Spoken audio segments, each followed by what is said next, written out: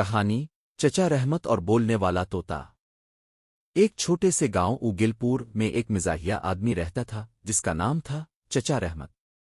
چچا رحمت کو ایک ہی شوق تھا، مشہور ہونا۔ وہ ہر وقت سوچتے کاش میری بھی ویڈیوز وائرل ہو جائیں۔ ایک دن وہ شہر کے بازار گئے۔ وہاں ایک عجیب بوڑھا آدمی رنگ برنگے طوطے بیچ رہا تھا۔ بوڑھا بولا، یہ عام طوطا نہیں، یہ انسانوں کی باتیں یاد رکھتا ہے۔ چچا رحمت فوراً بولے، بس یہی چاہیے۔ وہ طوطا گھر لے آئے اور اس کا نام رکھا مٹھو بادشاہ۔ شروع میں سب ٹھیک تھا۔ مٹھو صرف السلام علیکم اور ای چائے لاؤ ای بولتا تھا۔ لیکن ایک دن عجیب بات ہوئی۔ صبح چچی نے پوچھا، رحمت، کل رات دودھ کس نے پیا؟ چچا رحمت فوراً بولے، مجھے کیا پتہ۔ اتنے میں طوطا زور سے بولا۔ رحمت نے آدھی رات کو فریج کھولا تھا۔ چچی نے گھورا، او وہ چنالف۔ چچا رحمت گھبرا گئے۔ اب مسئلہ یہ تھا کہ طوطا ہر راز بتا دیتا تھا۔ ایک دن گاؤں کے لوگ بیٹھے تھے۔ چچا رحمت سب کے سامنے شیخی مار رہے تھے، میں نے جوانی میں شیر کا شکار کیا تھا۔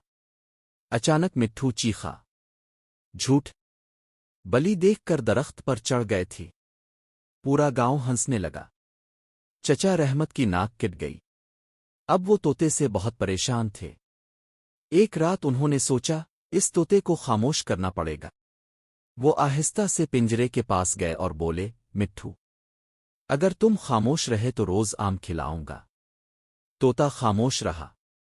چچا رحمت خوش ہو گئے۔ لیکن اگلی صبح پورا گاؤں گھر کے باہر کھڑا تھا۔ چچا حیران، کیا ہوا؟ مٹھو زور سے بولا، رحمت رات کو پنجرے کے سامنے ناچ رہے تھی۔ لوگ اتنا ہنسے کہ کچھ زمین پر بیٹھ گئے۔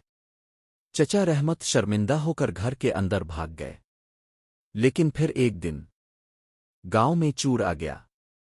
رات کو سب سو رہے تھے کہ اچانک مٹھو زور زور سے چیخنے لگا، چور، چور، کالا کپڑا والا چور۔ پورا گاؤں جاگ گیا۔ لوگوں نے چور پکڑ لیا۔ اب سب لوگ مٹھو کی تعریف کرنے لگے۔ گاؤں کے سردار نے کہا، یہ طوطا تو ہیرو نکلا۔ چچا رحمت نے فخر سے کہا، آخر مالک کس کا ہے؟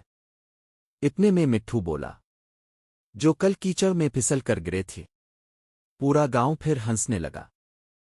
کہانی کا سبق، جو انسان زیادہ شیخی مارتا ہے، کبھی نہ کبھی اس کا راز ضرور کھل جاتا ہے۔